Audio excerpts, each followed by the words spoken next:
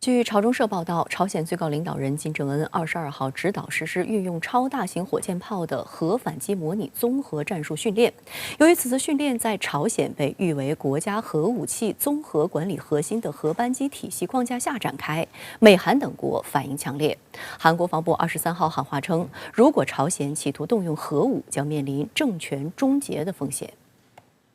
朝中社指，22号的训练是600毫米超大型火箭炮兵区分队的首度参与。训练的基本目的是显示朝鲜核武力的可信度、优越性、威力多种手段，并从质和量两方面加强核武力。报道指，此次训练在核扳机体系内进行，从多个方面重新检验核武力指挥和管控运用体系的可靠性，且超大型火箭炮兵部队熟练掌握迅速转入核反击的行动秩序和战法。朝方这次训练实施顺序依次为：进行实兵演习，让各部队熟练掌握国家最大核危机事态警报火山警报拉响时转入核反击态势流程，启动核反击指挥体系，发射搭载核模拟战斗部的超大型火箭炮。新加坡联合早报引述韩国统一研究院资深研究委员洪明的话称，从发射模式来看，这已经是实战部署的导弹，朝鲜方面有特定的针对对象。实际上，朝中社在报道中已经明确指出，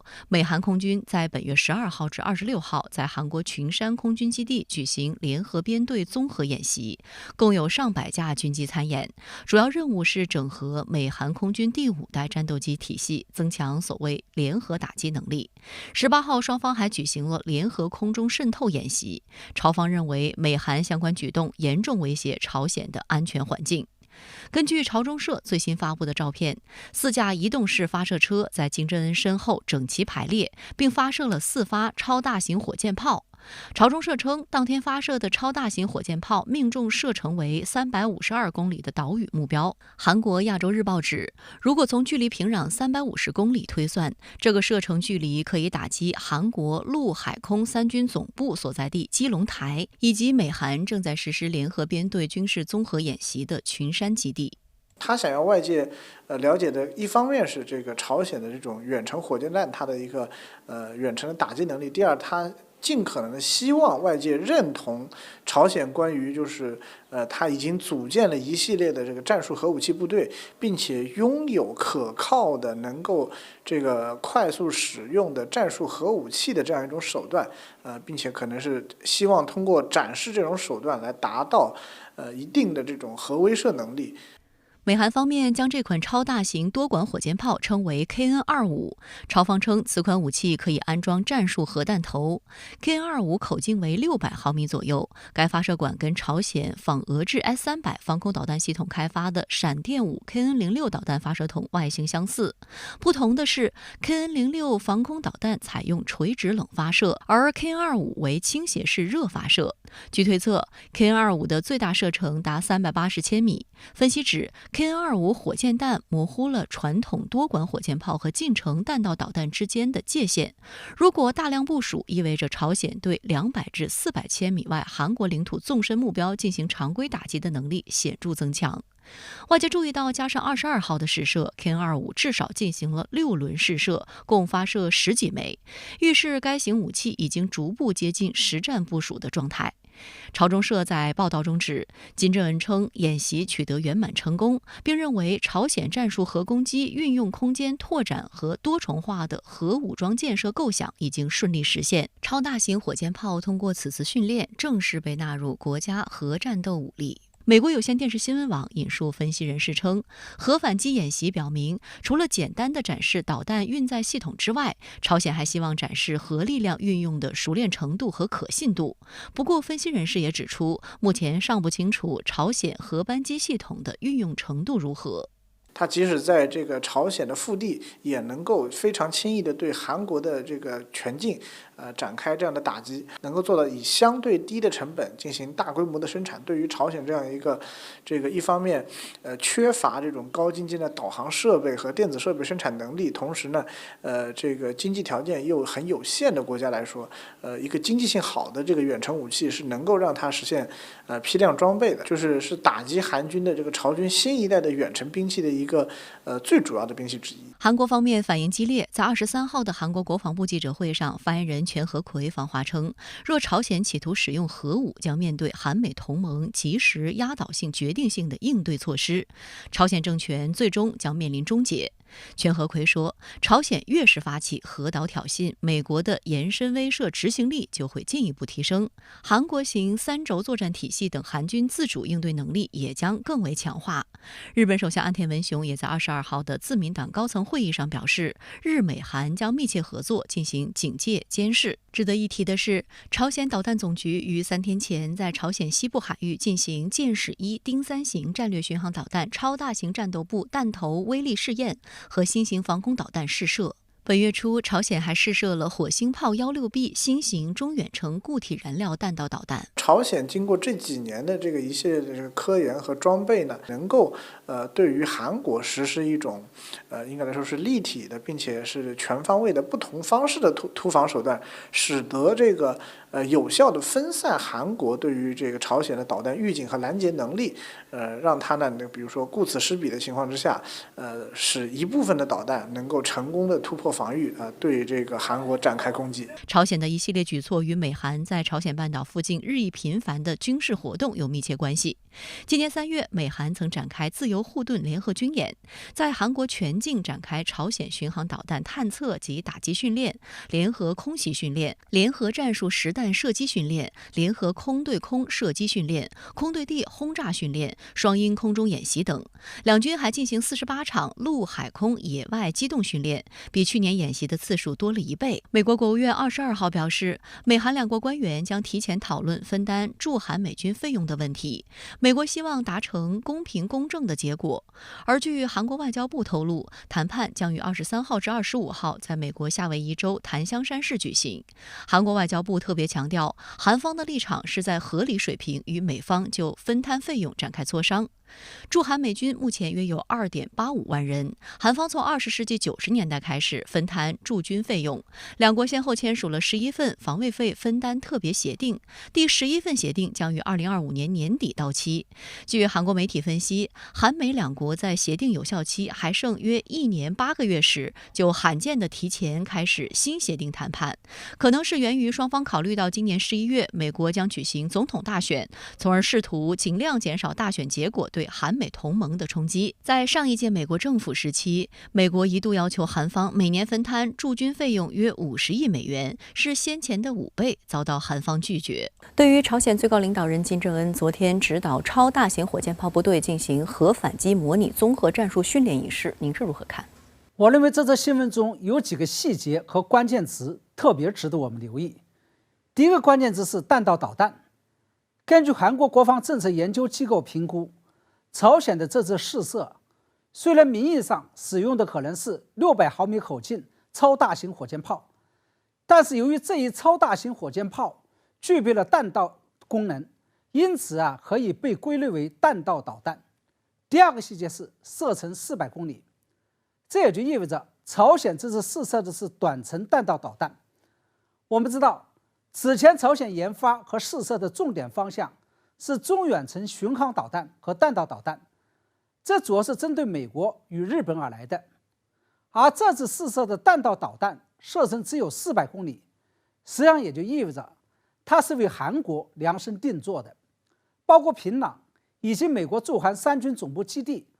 再到全罗北道的驻韩美军第8战斗飞行团的基地，都在它的打击范围之内。第三个细节是，这是一种可携带核弹头或者说是战术核武器的短程弹道导弹。这背后发出的信号就是，朝鲜已经有能力用短程弹道导弹打击韩国的全境。那么据报道，由金正恩亲自指导进行的这次核反击模拟综合战术训练，主要是分为了3个步骤。第一个是进行实兵演习，让各部队熟练掌握国家最大核心危机事态警报，也就是火山警报拉响时，及时转入核反击态势流程。第二步是启动核反击指挥体系。第三步则是发射搭载核弹头的短程弹道导弹。这也就意味着，朝鲜打击韩国的核武器与短程弹道导弹已经处于了实战部署状态，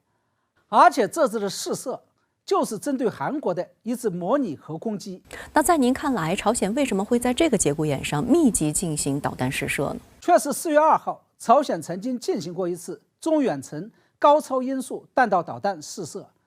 也就是说，仅仅是在时隔20天之后，朝鲜再度进行了一次弹道导弹试射。同时，就在3天前，朝鲜还曾进行过一次战略巡航导弹、超大型弹头威力试验和新型防空导弹试射。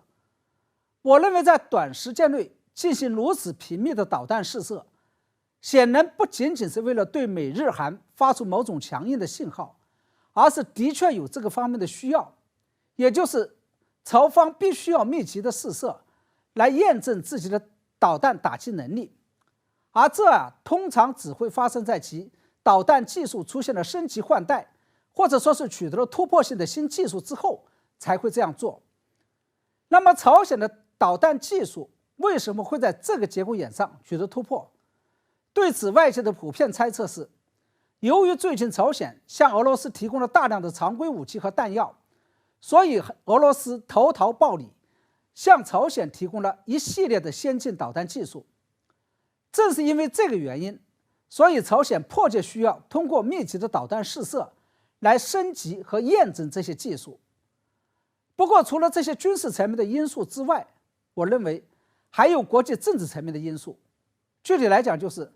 当前的国际局势出现了有利于朝鲜进行导弹试射的新变化。即是最近国际舆论关注的焦点几乎都集中在了打得如火如荼，同时又陷入了焦灼状态下的俄乌战事，以及以色列跟哈马斯还有伊朗的冲突上。这就使得国际社会，尤其是以美国为首的西方国家，没有精力来关注半岛局势，更没有能力来处理半岛局势。朝鲜认为这正好是其进行导弹试射的天赐良机。